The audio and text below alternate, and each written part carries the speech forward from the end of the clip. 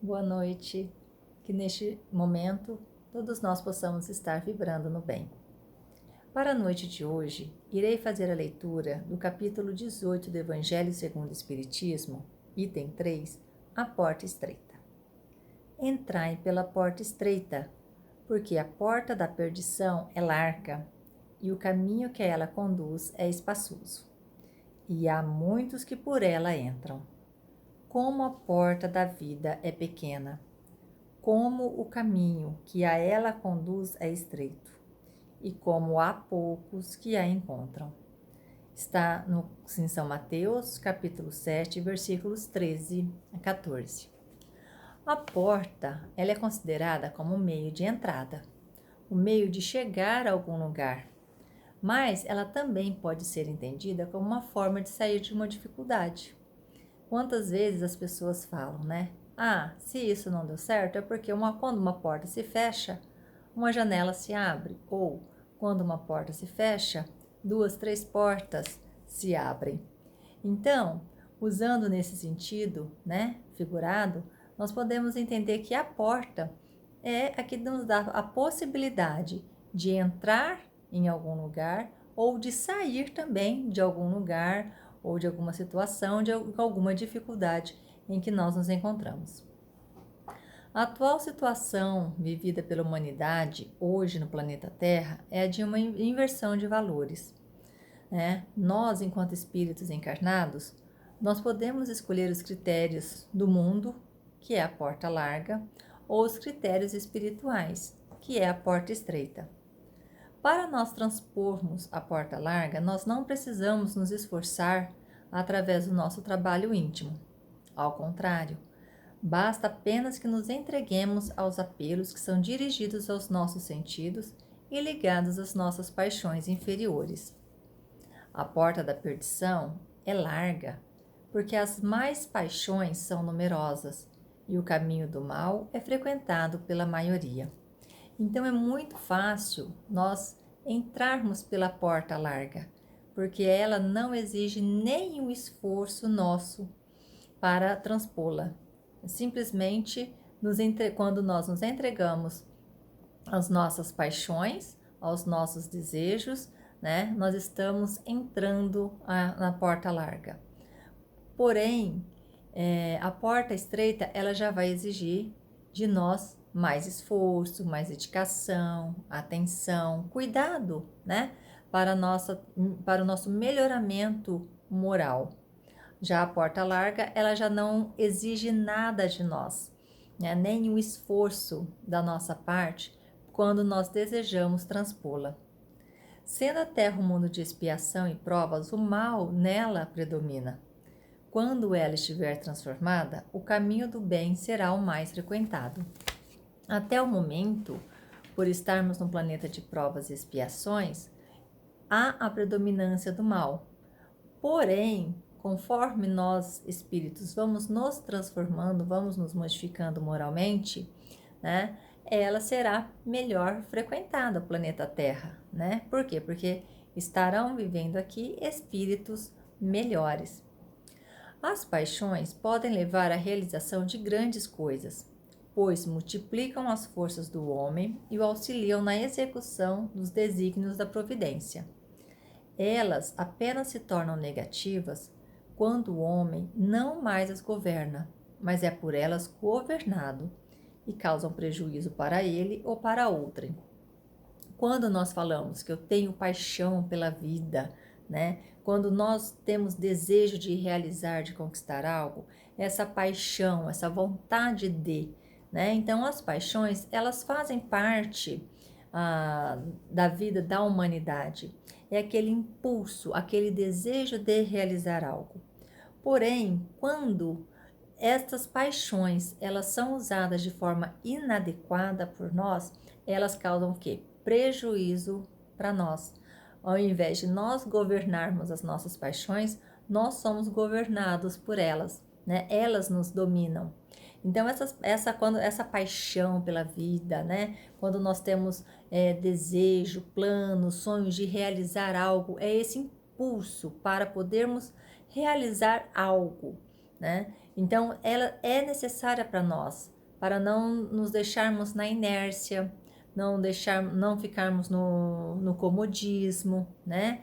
Ela que nos dá o quê? Esse movimento para a frente, para realizarmos sonhos, realizarmos desejos que tanto temos. Então, ter essa paixão por algo é importante. Porém, nós temos que tomar cuidado para que essa paixão ela não nos leve para um caminho, como falado anteriormente, da perdição. As paixões que acabam nos levando para os vícios, para a criminalidade, né? Para as imprudências do nosso corpo físico, do nosso corpo espiritual.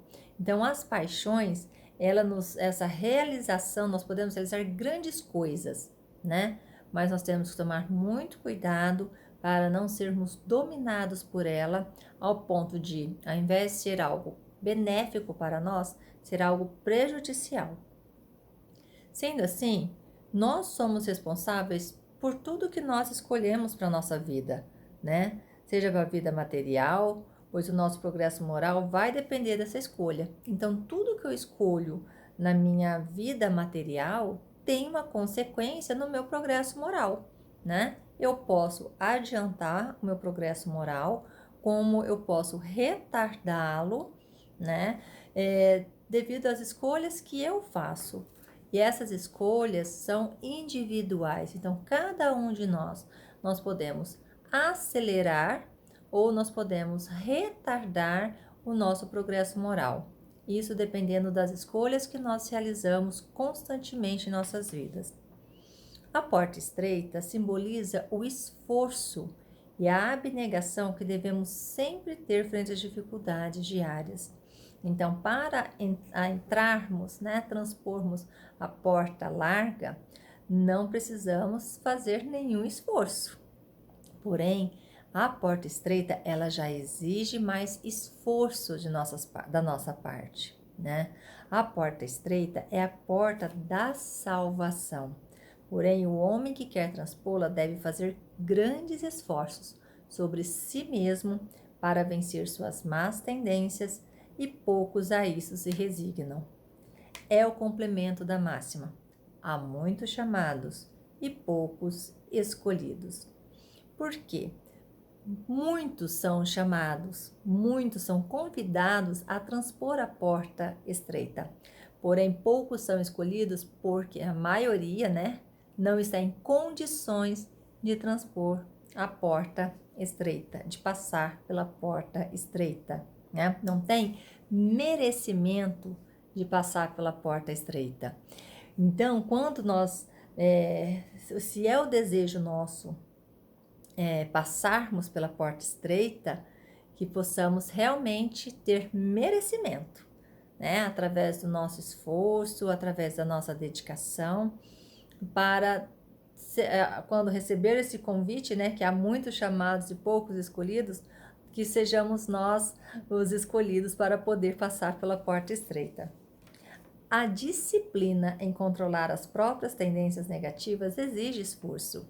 Então, nós sabemos que a nossa mudança ela não ocorre de uma hora para outra, não é algo imediato, né? A gente dorme de um jeito, acorda do outro, mas esse esforço exige disciplina de nossa parte. Todos os dias, tendo a consciência do que nós precisamos melhorar, nós nos esforçarmos, nos dedicarmos com carinho, com atenção a nós mesmos, para nós conseguirmos, né, ir adquirindo condições para transpor a porta estreita. E com disciplina, com muita disciplina, né? Esse esforço exige de nós essa disciplina, buscar andar no caminho reto, no caminho justo, né? Realizar o que é bom, o que é certo, não pensando nas conquistas possíveis que nós iremos receber através dos benefícios, né, que nós vamos receber diante dessas ações, mas sim buscando estar em paz conosco mesmos, né, realizar essa transformação moral, essa transformação íntima, para estarmos em paz conosco, né, e aproveitando a oportunidade que temos, que aqui estamos encarnados. A disciplina, ela constitui o necessário para viabilizar a passagem pela porta estreita de que fala o Evangelho, né? Que foi o que eu já comentei. Trata-se de domar todos os sentimentos infelizes. Então, através da disciplina, através do esforço, né, nós precisamos o quê? Domar os nossos sentimentos infelizes, que todos nós aqui já sabemos, né, quais são: a inveja, o orgulho, a vaidade, a avareza, né, e tantos outros sentimentos, pensamentos que, ao invés de trazer benefícios a nós, pode trazer prejuízos a nós.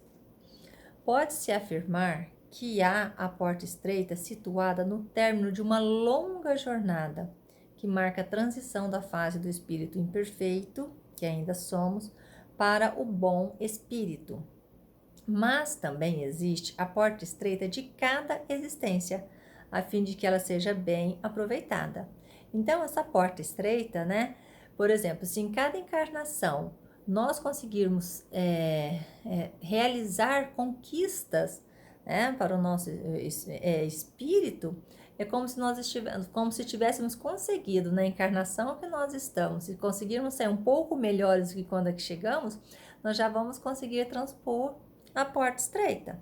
E ao longo da nossa caminhada, da nossa trajetória enquanto espíritos, da nossa evolução, nós vamos tendo várias portas estreitas a serem para podermos transpô-las, né? Transpor essas portas. Então, essas portas, elas existem sim em cada encarnação. Então, que possamos, através do esforço, termos condições para transpô-las, né? Porque se nós desejamos transpor a porta que vai ser a da longa jornada, né? Quando nós nos tornarmos um bom espírito, nós não precisamos esperar chegar lá, né? Para transpor essa porta. Nós podemos começar em cada oportunidade reencarnatória ir transpondo a porta estreita. Ao homem resta, em sua condição de aprendiz, identificar e cumprir os deveres de cada dia, compreender que lhe compete ser digno e bom e aplicar a vontade firme na realização desse projeto, que constitui o seu roteiro de libertação, a sua porta estreita. Então, cabe a cada um de nós conquistarmos, né? Termos condições para transpor a porta estreita, né? Que, como já falado anteriormente, exige de nós, é desafiadora, porém a recompensa é gratificante, né? É quando nós conseguimos não deixar com que o mal nos domine, quando nós já conseguimos permitir que o bem, né? Que as virtudes já dominem as nossas ações. Para finalizar, eu vou ler uma história do livro Momento Espírita, volume 3, que inclusive o título é A Porta Mais Larga do Mundo, para ilustrar a leitura da noite de hoje. Conta-se que um dia um homem parou na frente do pequeno bar, tirou do bolso 1 metro, mediu a porta e falou em voz alta: 2 metros de altura por 80 centímetros de largura. Admirado, mediu-a de novo.